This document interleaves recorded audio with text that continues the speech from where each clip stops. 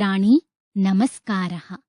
दशमश्रेण्याः मणिका इति संस्कृताभ्यासपुस्तकस्य अनुशिक्षणे भवतां स्वागतम्। अधुना चतुर्थाभ्यासस्य चतुर्थं भागं पठामः। अस्मिन् भागे वयम् इनि प्रत्ययं पठामः। इनि प्रत्ययः मतुप्रत्ययवत् युक्ता अस्य अस्ति, अस्मिन् अस्ति च इत्यर्थेषु भवति। यथा फली, अस्य अर्थः वर्तते फलैः युक्तः अथवा फलानि सन्ति अस्य अस्मिन् इति। धनी, अस्य अर्थः वर्तते धनेन युक्तः अथवा धनम् अस्ति अस्य अस्मिन् इति। अत्र कतिचन वाक्यानि लिखितानि सन्ति। एतानि वाक्यानि ध्यानेन पश्यामः। नमन्ति फलिनो वृक्षाः, नमन्ति गुणिनो जनाः, परिश्रमिणः बालाः विद्यां लभन्ते, धनी जनः दानेन शोभते, कर्मशीलः योगी कथ्यते, ज्ञानी पुरुषः समदर्शी भवति। उपर्युक्तवाक्येषु भिन्नवर्णपदानि चित्वा अत्र कोष्ठके लिखामः। उपर्युक्तवाक्येषु भिन्नवर्णपदानि एतानि सन्ति: फलिनो, गुणिनो, परिश्रमिणः, धनी, योगी, ज्ञानी इति। किं भवन्तः एतेषां पदानाम् अर्थं जानन्ति? उदाहरणम् अनुसृत्य एतेषाम् अर्थं लिखामः। अधुना एतेषां पदानाम् अर्थं पश्यामः। प्रथमम् उदाहरणं वर्तते फलिनः इति। अस्य अर्थः वर्तते फलयुक्ताः इति, अर्थात् फलानि सन्ति एतेषाम्, एषु वा ते फलिनः इति। द्वितीयम् उदाहरणं वर्तते गुणिनः इति। अस्य अर्थः भवति गुणयुक्ताः इति, अर्थात् गुणाः सन्ति एतेषाम्, एषु वा ते गुणिनः इति। तृतीयम् उदाहरणं वर्तते परिश्रमिणः इति। अस्य अर्थः भवति परिश्रमयुक्ताः इति, अर्थात् परिश्रमः अस्ति एतेषाम्, एषु वा ते परिश्रमिणः इति। चतुर्थम् उदाहरणं वर्तते धनी इति। अस्य अर्थः भवति धनयुक्तः इति, अर्थात् धनम् अस्ति अस्य, अस्मिन् वा सः धनी इति। पञ्चमम् उदाहरणं वर्तते योगी इति। अस्य अर्थः भवति योगयुक्तः इति, अर्थात् योगः अस्ति अस्य, अस्मिन् वा सः योगी इति। अन्तिमम् उदाहरणं वर्तते ज्ञानी इति। अस्य अर्थः भवति ज्ञानयुक्तः इति, अर्थात् ज्ञानम् अस्य अस्ति, अस्मिन् वा सः ज्ञानी इति। मित्राणि, एतेषाम् अर्थं ज्ञात्वा वयं जानीमः यत् एतानि पदानि विशेषणपदानि सन्ति। अत्र एकत्र विशेषणपदानि, अपरत्र च विशेष्यपदानि प्रदत्तानि सन्ति। अत्र विशेषणविशेष्यसन्दर्भः कीदृशः? अधुना पश्यामः। प्रथमं विशेषणपदं वर्तते फलिनः इति। अस्य विशेष्यपदं वर्तते वृक्षाः इति। विशेषणविशेष्ययोः लिङ्गवचनविभक्तयः समानाः भवन्ति इति पूर्वम् अस्माभिः पठितम्। वृक्षाः इति विशेष्यपदं पुल्लिङ्गे प्रथमाविभक्तौ बहुवचने च अस्ति। अतः विशेषणपदमपि पुल्लिङ्गे प्रथमाविभक्तौ बहुवचने च एव अस्ति। द्वितीयं विशेषणं वर्तते गुणिनः इति। अस्य विशेष्यम् अस्ति जनाः इति। विशेष्यपदं पुल्लिङ्गे प्रथमाविभक्तौ बहुवचने च अस्ति। अतः गुणिनः इति विशेषणमपि पुल्लिङ्गे प्रथमाविभक्तौ बहुवचने च अस्ति। तृतीयं विशेषणं वर्तते परिश्रमिणः इति। अस्य विशेष्यपदम् अस्ति बालाः इति। विशेष्यपदं पुल्लिङ्गे प्रथमाविभक्तौ बहुवचने च अस्ति, अतः विशेषणमपि पुल्लिङ्गे प्रथमाविभक्तौ बहुवचने च अस्ति। चतुर्थं विशेषणं वर्तते धनी इति। अस्य विशेष्यपदम् अस्ति जनः इति। अत्र विशेष्यपदं पुल्लिङ्गे प्रथमाविभक्तौ एकवचने च अस्ति, अतः विशेषणमपि पुल्लिङ्गे प्रथमाविभक्तौ एकवचने च अस्ति। पञ्चमं विशेषणं वर्तते योगी इति। अस्य विशेष्यपदं किमस्ति? अस्य विशेष्यपदम् अस्ति कर्मशीलः इति। कर्मशीलः इति विशेष्यपदं पुल्लिङ्गे प्रथमाविभक्तौ एकवचने च अस्ति, अतः योगी इति विशेषणमपि पुल्लिङ्गे प्रथमाविभक्तौ एकवचने च अस्ति। अन्तिमं विशेषणं वर्तते ज्ञानी इति। अस्य विशेष्यपदं किमस्ति? अस्य विशेष्यपदम् अस्ति पुरुषः इति। पुरुषः इति विशेष्यपदं पुल्लिङ्गे प्रथमाविभक्तौ एकवचने च अस्ति, अतः ज्ञानी इति विशेषणपदमपि पुल्लिङ्गे प्रथमाविभक्तौ एकवचने च अस्ति। किं वचनदृष्ट्या एतेषु पदेषु कोऽपि भेदः अस्ति? आम् अस्ति।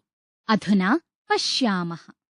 नमन्ति फलिनो वृक्षाः, नमन्ति गुणिनो जनाः, परिश्रमिणः बालाः विद्यां लभन्ते। एतेषु वाक्येषु फलिनः, गुणिनः, परिश्रमिणः इत्येतानि पदानि पुल्लिङ्गे प्रथमाविभक्तौ बहुवचने च सन्ति। अपि च धनी जनः दानेन शोभते, कर्मशीलः योगी कथ्यते, ज्ञानी पुरुषः समदर्शी भवति।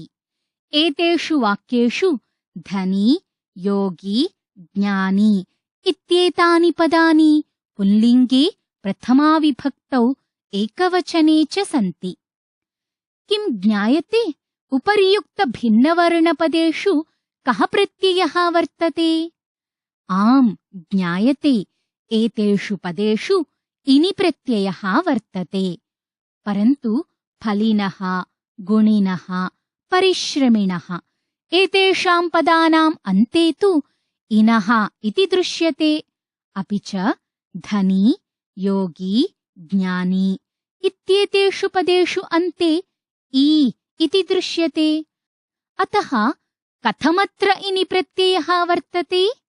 अत्र सर्वत्र इनि इति प्रत्ययः एव वर्तते। इनि प्रत्यये इकारस्य लोपः भवति। इन् इति अंशः अवशिष्टः भवति। पुल्लिङ्गे प्रथमाविभक्तौ अस्य रूपाणि एवं भवन्ति: योगी, योगिनौ, योगिनः इति। अतः फलिनः, गुणिनः, परिश्रमिणः इत्येतेषु पदेषु इनः इति पुल्लिङ्गप्रथमाविभक्तौ बहुवचने श्रूयते। धनी, योगी, ज्ञानी इत्येतेषु पदेषु ई इति पुल्लिङ्गप्रथमाविभक्तौ एकवचने श्रूयते। एवमेव अन्येषु पदेषु अपि भवति।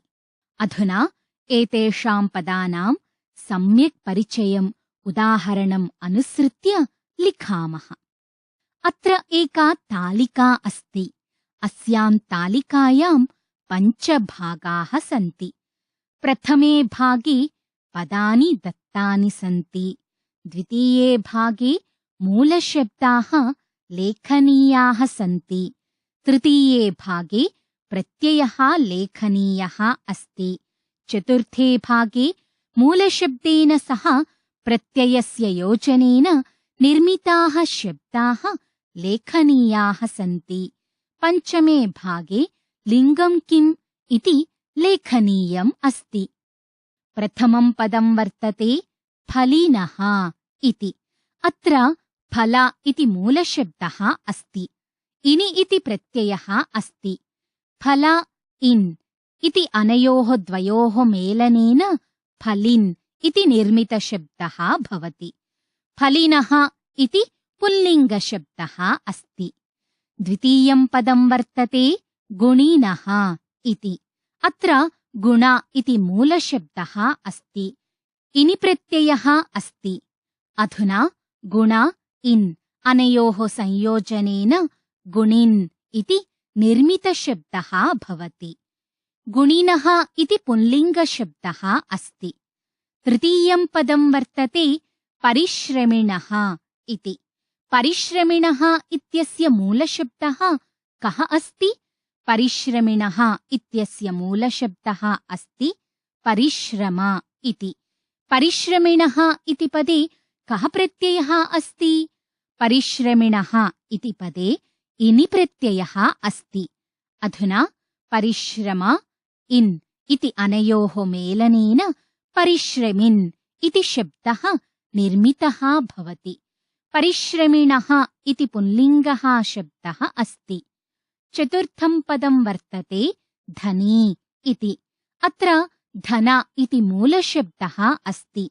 इनि इति प्रत्ययः अस्ति। अधुना धन इन् इत्यनयोः संयोजनेन धनिन् इति शब्दः निर्मितः भवति। धनी इति पुल्लिङ्गः शब्दः अस्ति। पञ्चमं पदं वर्तते योगी इति।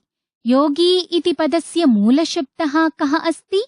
योगी इति पदस्य मूलशब्दः अस्ति योग। योगी इति पदे कः प्रत्ययः अस्ति? योगी इति पदे इनि प्रत्ययः अस्ति।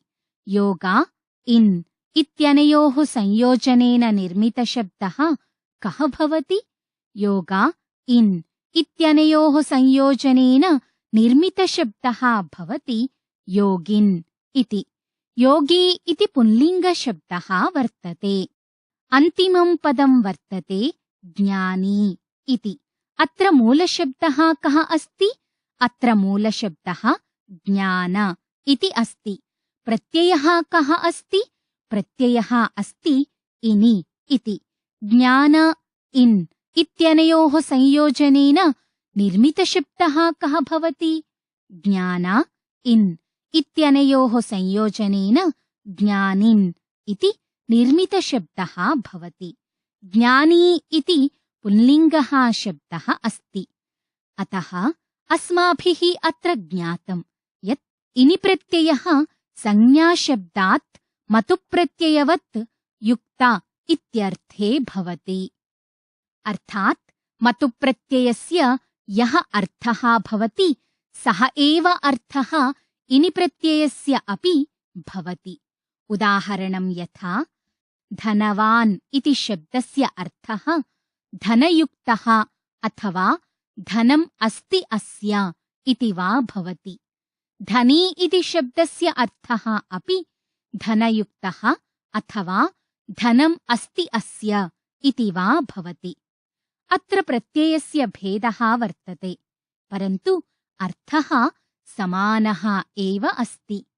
इनि प्रत्ययान्तपदानि विशेषणानि भवन्ति, अतः एतेषां रूपाणि त्रिषु लिङ्गेषु भवन्ति। अधुना त्रिषु लिङ्गेषु रूपाणि पठामः। धनिन् शब्दस्य पुल्लिङ्गे रूपाणि एवं भवन्ति। प्रथमा विभक्तिः धनी, धनिनौ, धनिनः। द्वितीया विभक्तिः धनिनं, धनिनौ, धनिनः। तृतीया विभक्तिः धनिना, धनिभ्यां, धनिभिः। चतुर्थी विभक्तिः धनिने, धनिभ्यां, धनिभ्यः।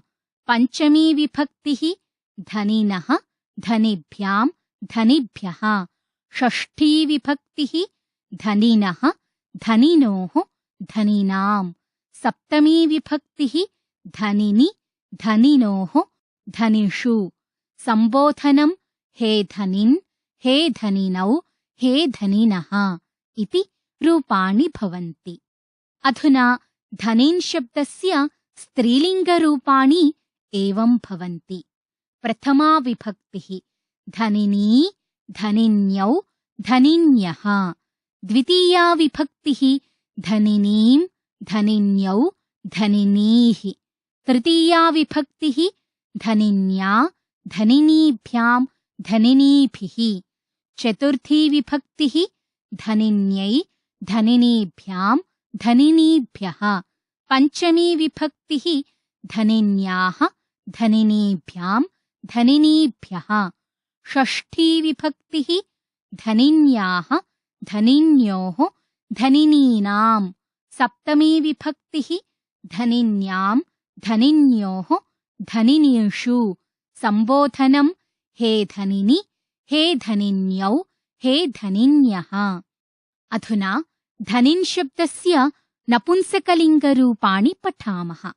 प्रथमा विभक्तिः धनि, धनिनी, धनीनि। द्वितीया विभक्तिः धनि, धनिनी, धनीनि।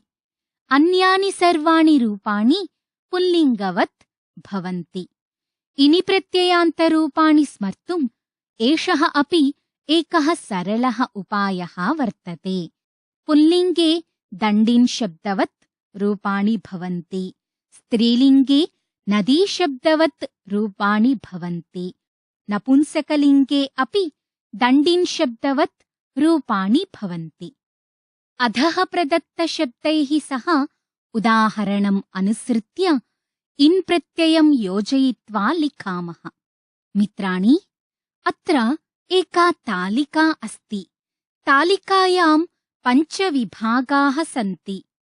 प्रथमे भागे शब्दः, प्रत्ययः च दत्तः अस्ति। द्वितीये भागे मूलशब्दः लेखनीयः। तृतीये भागे अर्थः लेखनीयः। चतुर्थे भागे मूलशब्दस्य पुल्लिङ्गप्रथमाविभक्तेः एकवचनरूपं लेखनीयम् अस्ति। उदाहरणं यथा दण्ड इति शब्दः, इन् इति प्रत्ययः च दत्तः अस्ति। अनयोः द्वयोः संयोजनेन मूलशब्दः भवति दण्डिन् इति। अस्य अर्थः भवति दण्डयुक्तः इति। दण्डिन् इति मूलशब्दस्य पुल्लिङ्गे प्रथमाविभक्तौ एकवचने रूपं भवति दण्डी इति। प्रथमम् उदाहरणं वर्तते दान् इति शब्दः, इन् इति प्रत्ययः। अनयोः संयोजनेन मूलशब्दः भवति दानिन् इति।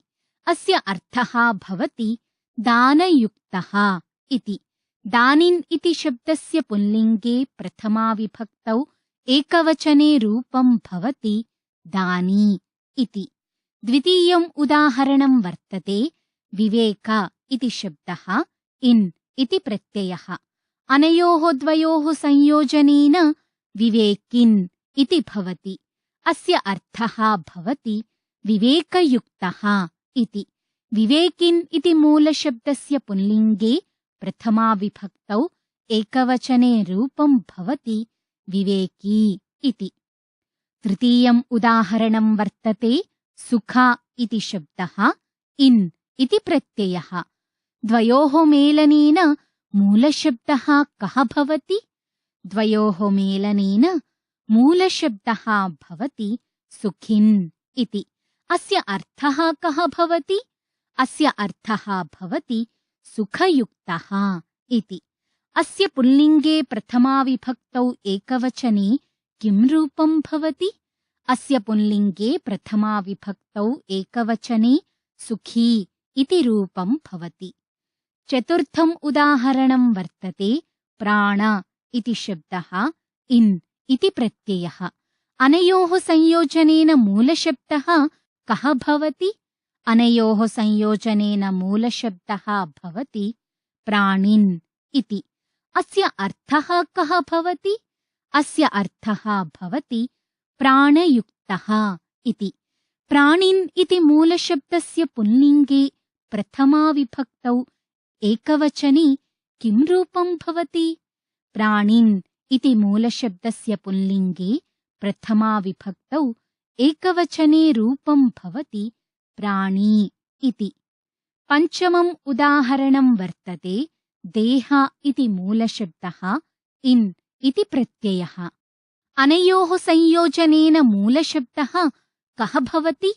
अनयोः संयोजनेन मूलशब्दः भवति देहिन् इति। अस्य अर्थः कः भवति? अस्य अर्थः भवति देहयुक्तः इति। देहिन् इति मूलशब्दस्य पुल्लिङ्गे प्रथमाविभक्तौ एकवचने किं रूपं भवति?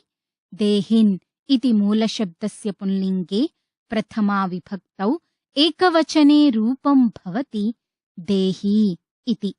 अन्तिमम् उदाहरणं वर्तते क्रोध इति शब्दः इन् इति प्रत्ययः। अनयोः संयोजनेन मूलशब्दः कः भवति? अनयोः संयोजनेन मूलशब्दः भवति क्रोधिन् इति। अस्य अर्थः कः भवति? अस्य अर्थः भवति क्रोधयुक्तः इति। क्रोधिन् इति शब्दस्य पुल्लिङ्गे प्रथमाविभक्तौ एकवचने किं रूपं भवति?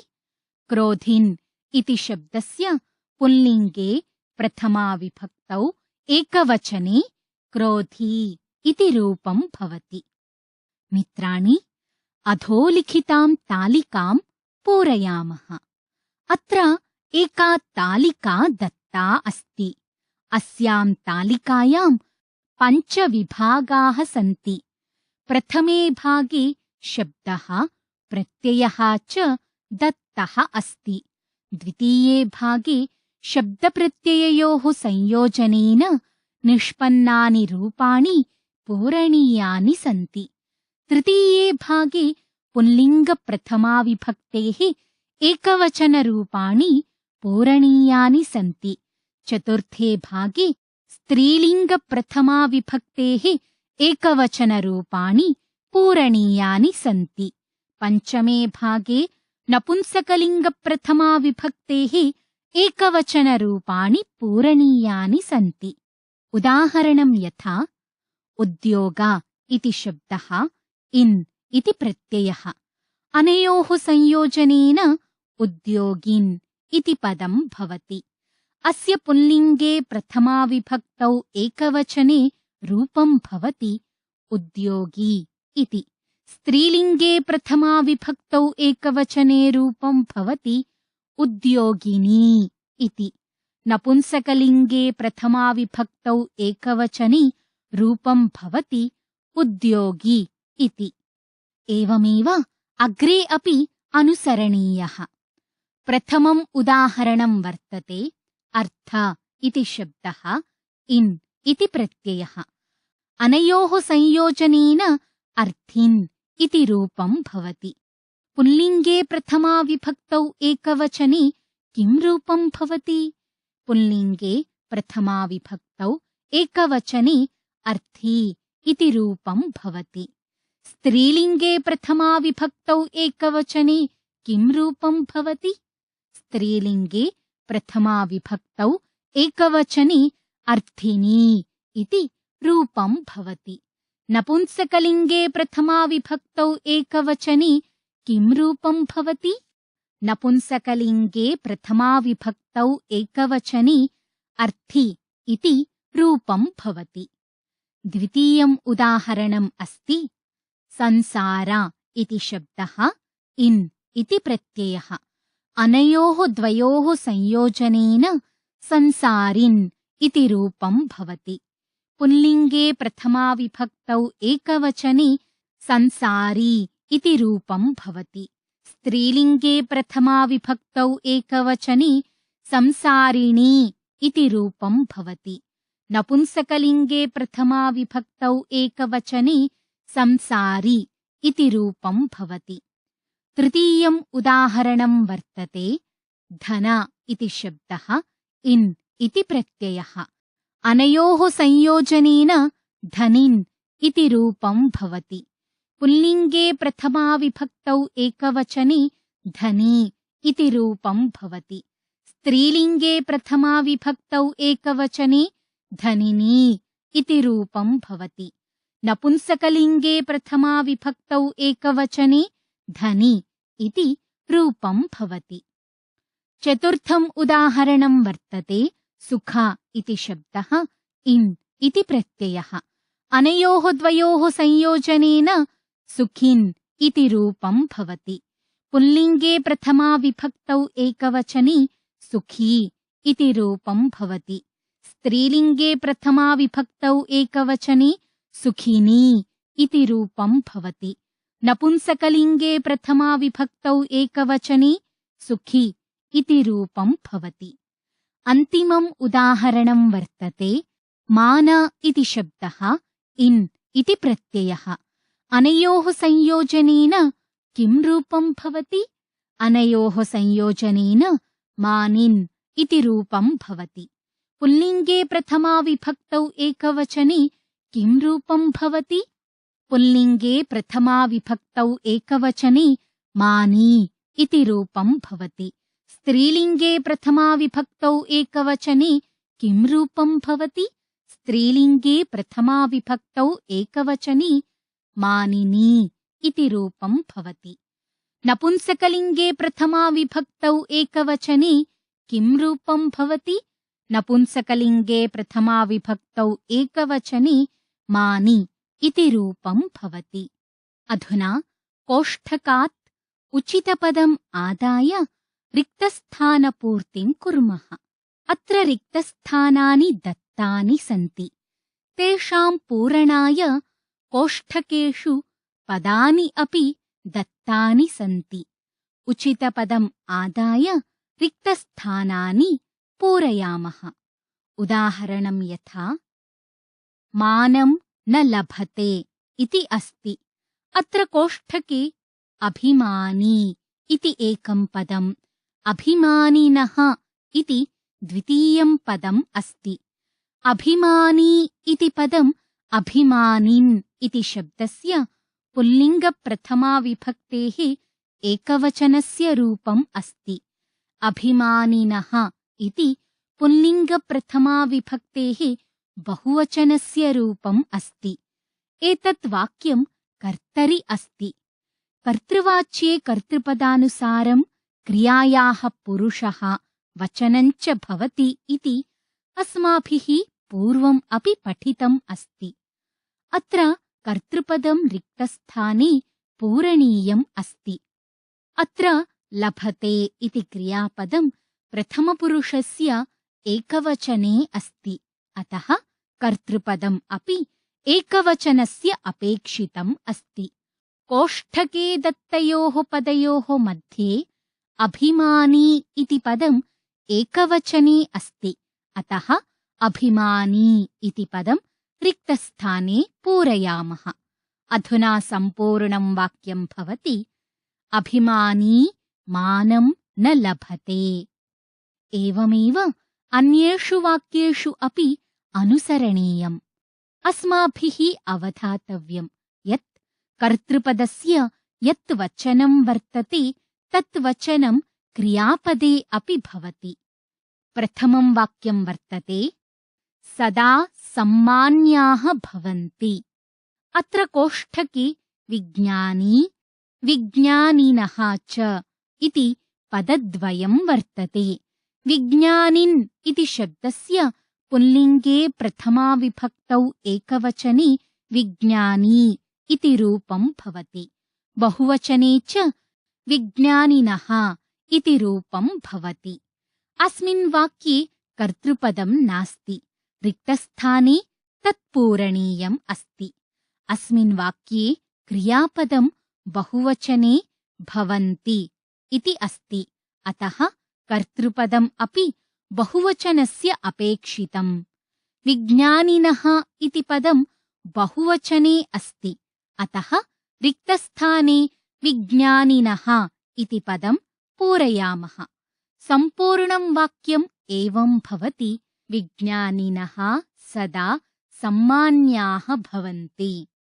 द्वितीयं वाक्यं वर्तते शान्तिं न प्राप्नोति। अत्र कोष्ठके लोभिनः लोभी च इति पदद्वयम् अस्ति।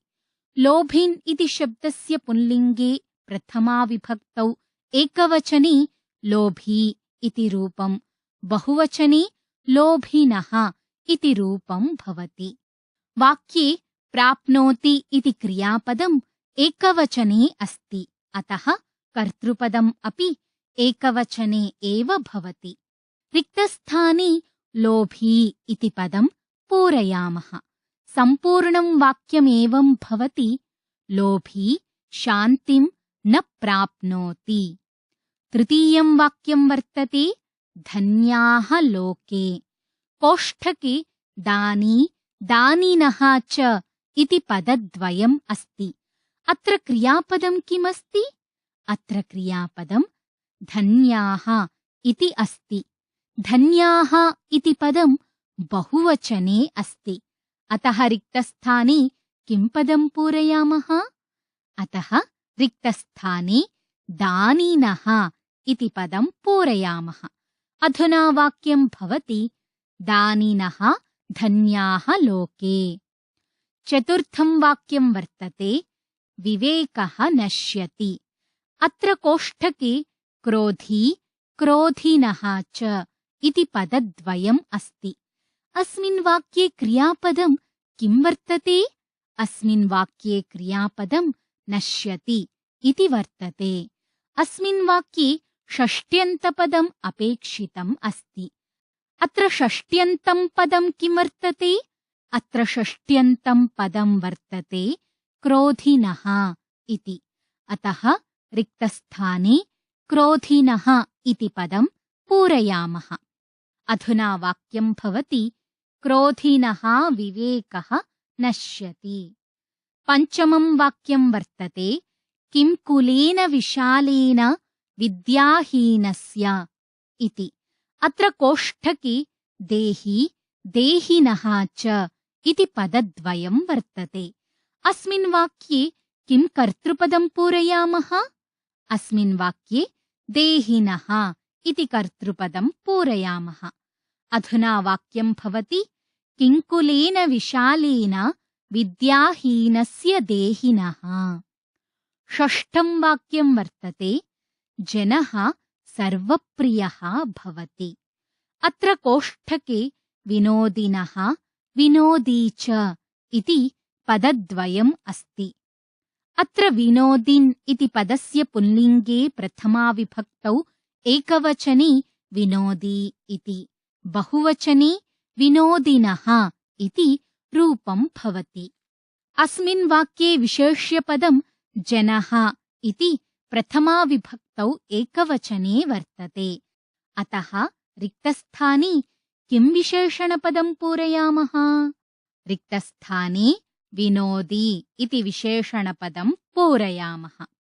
अधुना वाक्यं भवति विनोदी जनः सर्वप्रियः भवति। सप्तमं वाक्यं वर्तते सर्वे भवन्तु। अत्र कोष्ठके अस्ति सुखी सुखिनः इति पदद्वयम्। रिक्तस्थाने किं पूरयामः? रिक्तस्थाने सुखिनः इति पदं पूरयामः। सुखिनः इति रूपं सुखिन् इति शब्दस्य पुल्लिङ्गप्रथमाविभक्तेः बहुवचनस्य रूपं वर्तते। सम्पूर्णं वाक्यमेवं भवति सर्वे भवन्तु सुखिनः। अन्तिमं वाक्यं वर्तते इयं बाला। अत्र कोष्ठके वर्तते व्यवसायी इति एकं पदं, व्यवसायिनी इति द्वितीयं पदम्। अस्मिन् वाक्ये कर्तृपदं किं वर्तते? अस्मिन् वाक्ये कर्तृपदं बाला इति वर्तते।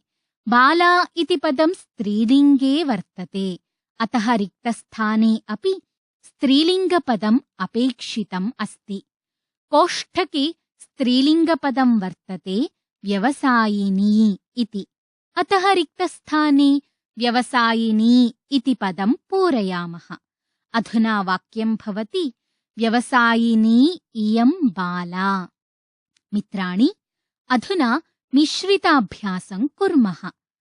अधोलिखितेषु वाक्येषु भिन्नवर्णाक्षरपदेषु प्रकृतिप्रत्ययविभागं कुर्मः। अत्र कतिचन वाक्यानि सन्ति। तेषु वाक्येषु स्थूलाक्षरपदेषु प्रकृतिप्रत्ययविभागं कुर्मः। उदाहरणं यथा बुद्धिमान् सर्वत्र पूज्यते। अत्र बुद्धिमान् इति पदे भिन्नवर्णः वर्तते। अत्र प्रकृतिः अस्ति बुद्धि इति, प्रत्ययः अस्ति मतुप् इति। अस्माभिः अवधातव्यं यत् मतुप्रत्ययान्तेषु पदेषु पुल्लिङ्गे मान् वान् वा भवति, स्त्रीलिङ्गे मती वती वा भवति, नपुंसकलिङ्गे मत् वत् वा भवति। यदि शब्दस्य अन्ते अकारः, आकारः, मकारः तथा च प्रत्येकं वर्गीयाः प्रथमतः 4 वर्णाः स्युः, अथ च अन्त्यवर्णात् पूर्वं मकारः, अकारः वा वर्णाः स्युः, तदा मत् स्थाने वत् भवति। अधुना वाक्यानि पश्यामः। प्रथमं वाक्यं वर्तते बलवती हि आशा। अत्र बलवती इति पदं भिन्नवर्णेन निर्दिष्टम् अस्ति। अस्य विभागः एवं भवति बला मतुप् इति। बला इति प्रकृतिः, मतुप् इति प्रत्ययः वर्तते। द्वितीयं वाक्यं वर्तते उद्योगिनं पुरुषसिंहमुपैति लक्ष्मीः इति। अत्र भिन्नवर्णाक्षरेण किं पदं निर्दिष्टम् अस्ति? अत्र उद्योगिनम् इति पदं भिन्नवर्णाक्षरेण निर्दिष्टम् अस्ति। उद्योगिनम् इति पदस्य विभागः कः वर्तते? उद्योगिनम् इति पदस्य विभागः वर्तते उद्योग इनि। अत्र उद्योग इति प्रकृतिः, इनि इति प्रत्ययः अस्ति। तृतीयं वाक्यं वर्तते गुणिनां गुणाः पूज्यस्थानं भवन्ति। अत्र गुणिनाम् इति पदं भिन्नवर्णाक्षरेण निर्दिष्टम् अस्ति। गुणिनाम् इति पदस्य विभागः वर्तते गुण इनि इति। अत्र गुण इति प्रकृतिः, इनि इति प्रत्ययः अस्ति। चतुर्थं वाक्यं वर्तते नैतिकी शिक्षा आवश्यकी। अत्र नैतिकी इति पदं भिन्नवर्णाक्षरेण निर्दिष्टम् अस्ति। नैतिकी इति पदस्य विभागः वर्तते नीति ठक् इति। अत्र नीति इति प्रकृतिः, ठक् इति प्रत्ययः अस्ति। ठक् प्रत्ययं वयम् अग्रिमे भागे पठिष्यामः। ठक् स्थाने इक इति आदेशः भवति। पञ्चमं वाक्यं वर्तते नीतिमान् जनः सुष्ठु आचरति। अत्र भिन्नवर्णाक्षरेण किं पदं निर्दिष्टम् अस्ति? अत्र नीतिमान् इति पदं भिन्नवर्णाक्षरेण निर्दिष्टम् अस्ति। नीतिमान् इति पदस्य विभागः कः वर्तते? नीतिमान् इति पदस्य विभागः वर्तते नीति मतुप् इति। अत्र नीति इति प्रकृतिः, मतुप् इति प्रत्ययः अस्ति। षष्ठं वाक्यं वर्तते उदारता श्रेष्ठः गुणः। अत्र उदारता इति पदं भिन्नवर्णाक्षरेण निर्दिष्टम् अस्ति। उदारता इति पदस्य विभागः कः वर्तते? उदारता इति पदस्य विभागः वर्तते उदार तल्। अत्र उदार इति प्रकृतिः, तल् इति प्रत्ययः अस्ति। अन्तिमं वाक्यं वर्तते विद्वत्वञ्च नृपत्वञ्च नैव तुल्यं कदाचन। अत्र भिन्नवर्णाक्षरेण किं पदं निर्दिष्टम् अस्ति? अत्र विद्वत्वं नृपत्वञ्च इति पदद्वयं भिन्नवर्णाक्षरेण निर्दिष्टम् अस्ति। विद्वत्वं नृपत्वञ्च इति पदद्वयोः विभागः वर्तते विद्वत् त्वल् नृप त्वल् इति। अत्र विद्वत् नृपा च इति प्रकृतिः, त्वल् इति प्रत्ययः वर्तते। मित्राणि, एतावता अस्माभिः अधीतम्। अस्मिन् पाठे अस्माभिः इनि प्रत्ययः अधीतः। इनि प्रत्ययस्य इन् इति अवशिष्यते, इकारस्य लोपः भवति। इनि प्रत्ययः युक्तः, तस्य अस्ति, तस्मिन् अस्ति इत्येषु अर्थेषु भवति। यथा धनी, धनेन युक्तः अथवा धनम् अस्ति अस्य इति। इन् प्रत्यययुक्तानि पदानि विशेषणानि भवन्ति। अतः एतेषां रूपाणि त्रिषु लिङ्गेषु भवन्ति।